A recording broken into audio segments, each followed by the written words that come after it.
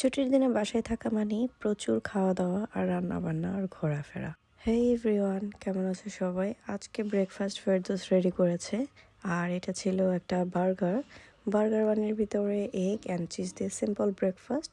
সাথে ছিল ওয়াটারমেলনটা এতটাই মজা ছিল আর খুবই জুসি ছিল। এখানে দেখতে পাচ্ছ একটা কি রিং বা কি বলে এটার নাম আমি জানি না। শামা এটাকে কম্পিউটারে প্রিন্ট করার পর ওর টিচার এটাকে এভাবে মেক করে দিয়েছে। এটা আসলে চাবির সাথে লাগানো যাবে, ব্যাগের সাথে ইউজ করতে পারবে। এখন একটু ব্ল্যাক কফি বানিয়ে নিচ্ছি। সকালবেলা ব্রেকফাস্ট করার পর আসলে কফি না হলে ভালো লাগে না।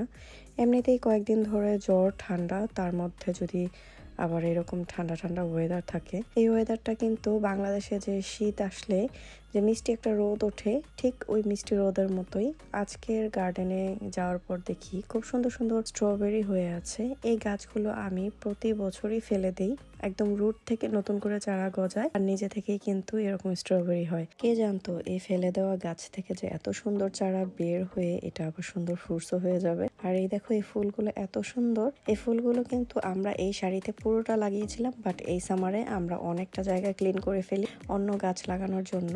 আর এই তো এখানে গাঁদা ফুল গাছ লাগিয়েছি, যদিও এটা বাংলাদেশের মতো সেরকম ফ্লেভার নেই, বাট দেখতে অনেক সুন্দর ছিল আর অনেক বড় বড় হয়। এটা কিন্তু এখনো ফুটেনি, না ফুটতেই দেখো কত বড় ফুলগুলো, আর যখন ফুটবে তখন হয়তো আরো বড় হবে। আর এখানে কিছু লাউ গাছ, তারপর টমেটো গাছ, একটু ধনেপাতা এগুলো লাগিয়েছিলাম। যেহেতু দুপুর হয়ে এসেছে, দুপুরের রোদটাও আস্তে আস্তে কড়া হয়ে উঠছে, তো আজকে আমি টমেটোর ভর্তা বানাবো। এটা হচ্ছে গরমের সময় খালি খালি খাই। আর এটা কিভাবে বানাবো সেটা তোমাদেরকে দেখাচ্ছি। তার আগে দেখাচ্ছি এই স্নোটা। কার কার মনে আছে টিপট স্নো আর ফেয়ার অ্যান্ড লাভলির কথা বলো তো? আমাদের বাসার কাছে একটা পাকিস্তানি শপ আছে, সেখান থেকে প্রতি সামারেই কিন্তু ফেরদৌস আমাকে এই স্নোটা এনে দেয়। এটার ফ্লেভারটা আমাকে ছোটবেলায় নিয়ে যায়। টমেটোর ভর্তাতে আজকে আমি ব্যবহার করব এই তেঁতুলটা। এই তেঁতুলটা অলরেডি মাখানো লবণ দিয়ে।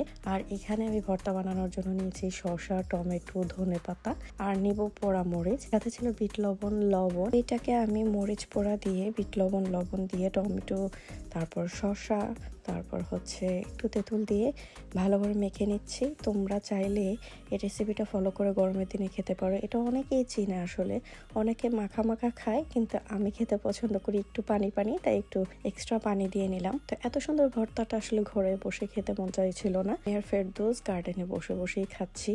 এত সুন্দর মিষ্টি রোদ, তার নিচে যদি এই ভর্তা খাই, মানে এটা শুধুমাত্র বাঙালিরাই বুঝে। এই যে এগুলো দেখতে পাচ্ছ, এগুলো হচ্ছে গিনিপি। আমাদের উপরতলায় যারা আছে তাদের গিনিপি। ওরা খুবই ফ্রেন্ডলি, ওদেরকে সবসময় একটা বক্সে করে রেখে দেয়, বাট আজকে ওদেরকে বাইরে খাঁচার মধ্যে দেওয়া হয়েছে যেন ওরা ঘাস খেতে পারে। ওরা খাচ্ছে ঘাস, আমরা খাচ্ছি টমেটোর ভর্তা।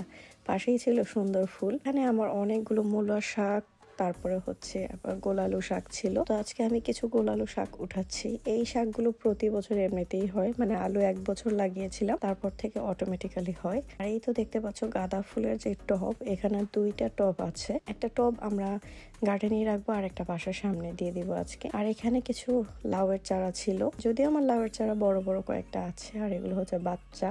তো এগুলো কেন বড় হচ্ছে না জানি না, তাই এগুলোকে উঠিয়ে একটা অন্য জায়গায় লাগিয়ে দিব আজকে।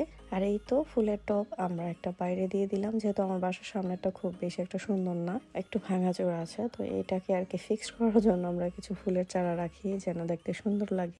বাসায় থাকলে যা হয়, মানে একটু পর পর এটা ওইটা খেতে ইচ্ছা করে। ছোটবেলায় এরকম পাউরুটির ভিতরে কনডেন্স মিল্ক দিয়ে আমি ব্রেড খেতাম, এভাবে খুবই পছন্দ করি। তো মন চাইছিল একটা ব্রেড টোস্ট করে এটাকে একটু কনডেন্স মিল্ক দিয়ে খাই, আর সাথে ছিল অরেঞ্জ জুস।